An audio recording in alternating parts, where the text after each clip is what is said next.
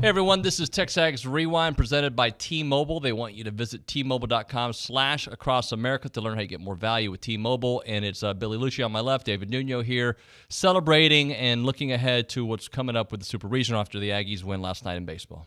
And my cup from Buc-ee's that someone got me, and this is my message to TCU today.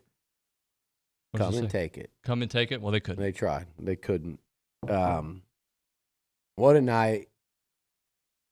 Olsen Field, Bluebell Park, incredible atmosphere, incredible performance by the Aggies. Exercised the demons, got to the Super Regionals. It's a lot of pressure to do what you're supposed to do at this time of year. And you're supposed to, as the 5 seed, advance to Super Regional. And that is not easy. And it was not easy with the draw the Aggies got. There'll be several host teams that won't make it out of this weekend. We'll see that happen today. The Aggies did it.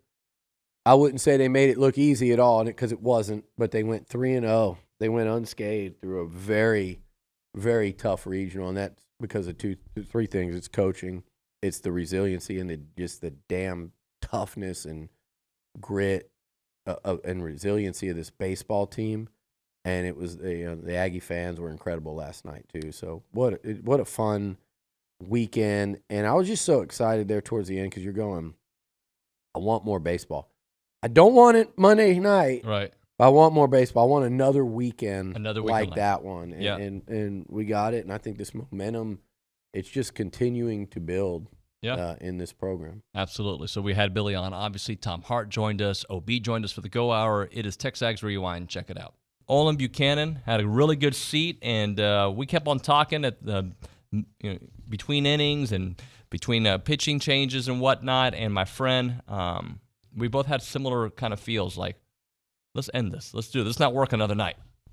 Yeah, I was afraid that, especially after they were up 7-3, after that home run by Dylan Rock in the seventh inning, that 5-run seven. Yeah.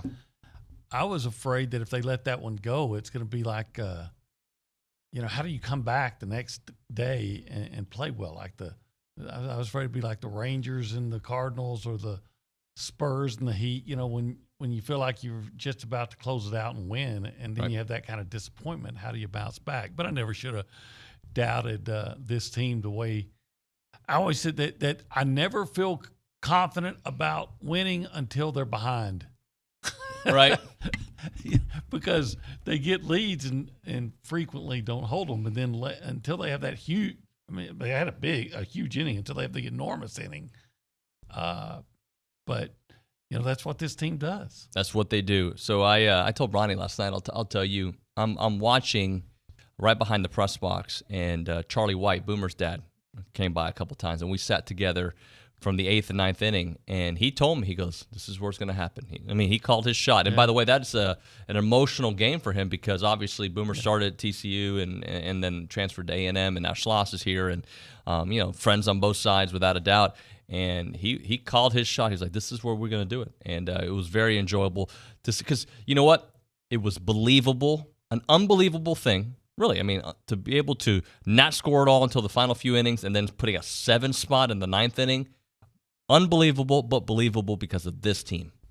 Yeah, and that you mentioned the 7 spot. Had they just gotten the lead back, how comfortable would you have felt? Great. Would you have? Just with the lead. I felt great because I was like, there's no way that TCU has another answer. But they kept on answering too. Like they were both answering, so I know what you mean. So when Jack Moss and Dylan Rock had the back-to-back 2-run hits, Moss had a single, Rock had a double. And they had so they scored those 4 more runs and then added another one. Then I was thinking, okay, surely they're going to protect in 1 inning a 6-run lead. And Brad Rudis came in and pitched really well. He did. You know what he did? He threw strikes. Yeah. A&M. I was going to say A&M really helped them out, TCU out by getting behind in the count and walks. But then when you look at TCU, I think it had like 10 walks. TCU pitchers, I think, threw 10. Some balls. I can be very pessimistic during the middle of a game, and I remember thinking to myself, one of the times they had the bases loaded. I guess it was that the ninth inning? Yeah, and also the first inning. I'm like, if they end up not capitalizing here, you're going to look back at the first and the ninth inning. But by the way, we didn't have to worry about it because the first inning, they had a chance to get on them and maybe change the way that game was going to be played. Doesn't matter. Late in innings, all year long, and really all weekend long, we saw them put it on their opponents. They just, what they do, if they don't score a lot early, typically they at least make the pitch count. Yeah. The pitch count soars, and I think the TCU starter threw 29 pitches in the first inning. And, he pitched really well. Austin Krob. Oh, he was great. Jim Schlossnagle said that he knew that they might be in some trouble when they didn't get to him in the first inning when they had that opportunity. Yeah. Bases loaded and one out. See, because he knows the kind of player he is. And he showed that he was a bulldog. But once you get into once they got into the bullpen, especially after 4 games in 2 days for TCU, I'm sure that bullpen was very taxed. Then they started launching their offense, and we saw the kind of A&M hitting that we've almost come to expect. You spoke about the defense, and it's obviously something that you guys addressed last week in practice. And I know I was out there and I watched you guys do it. But it was kind of funny when you go through and you look at the totality of y'all's defensive effort on the weekend. It wasn't like y'all were kicking like routine ground balls. It was the bunts, the PFPs were pretty poor, and then just kind of missing a cutoff man, not being clean with the baseball. Is that tough to balance during the week? Is like, dude, we've got to get after them on these PFPs or whatever it may be, but also it's June, it's 1,000,000 degrees, and they've done this. They know how they've got to play the game. Yeah, that's hard to do. I mean, if I was sitting in the stands, I would wonder if we ever practiced those things because it's just I don't even know what to say about it. One thing is, that we've talked about as a staff, and we're going to put this in play this week, is we got to find more ways, got to get more creative to make those plays game-like, right? So, in other words, a lot of times you can drill it and drill it and drill it until the cows come home, and you could do a PFP drill for an hour, but a lot of times the players are just playing the drill and they're not the game.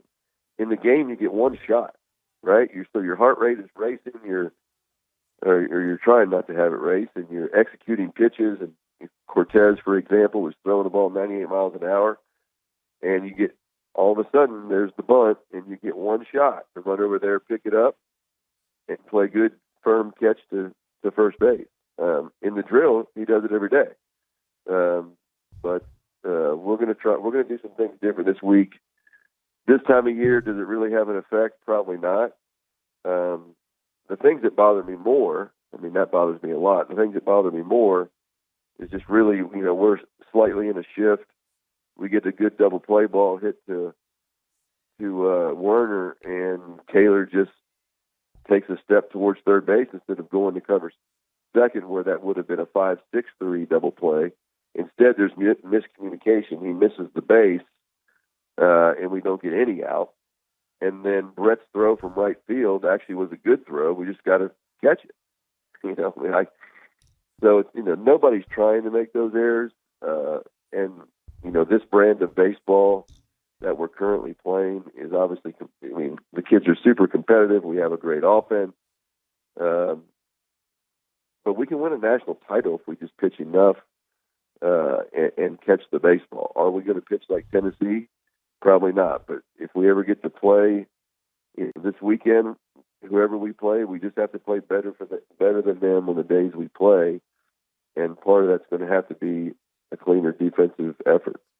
And I've seen so many people who don't watch college baseball all in this year because of what Tennessee's been able to do and what A&M is doing. And then, what happened at Coral Gables this past week and Miami getting out. Like, there's so many different storylines that have developed. I'll ask you about the SEC as a group. We knew it was the best conference, and they're proving it right now.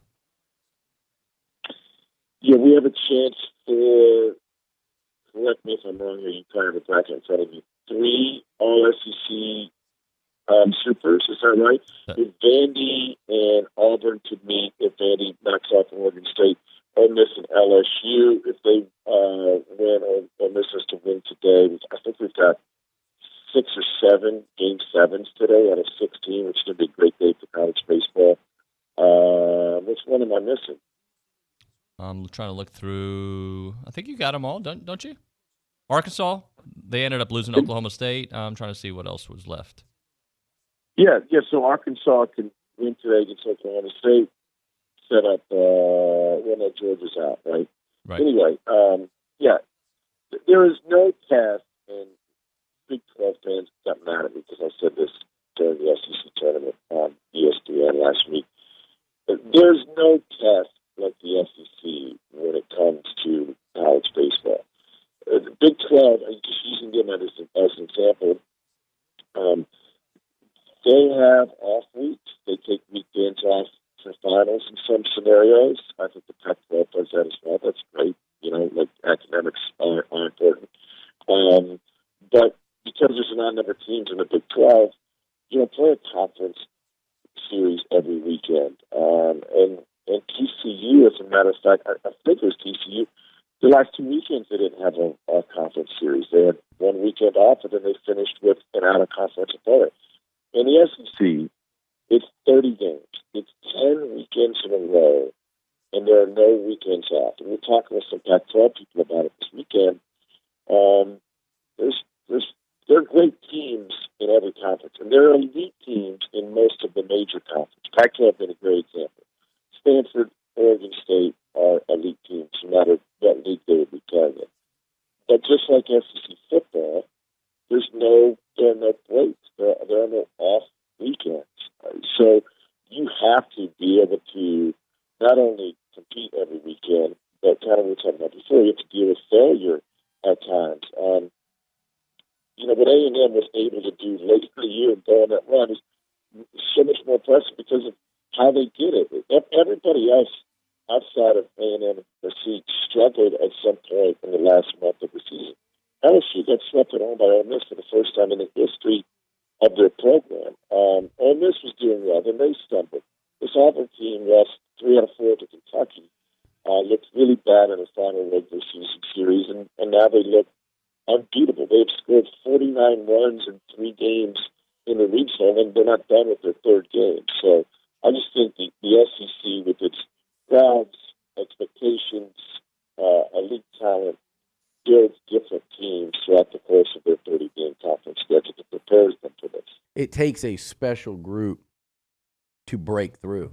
He's also part of a Marlins team that busted up the dynasty of all dynasties. I think the Yankees would have won 5 in a row had the Marlins not snuck in there. That's won. right. Now, I take that back, though. Josh might have been the second time around. The second time around. But point being, a team that wasn't supposed to do it.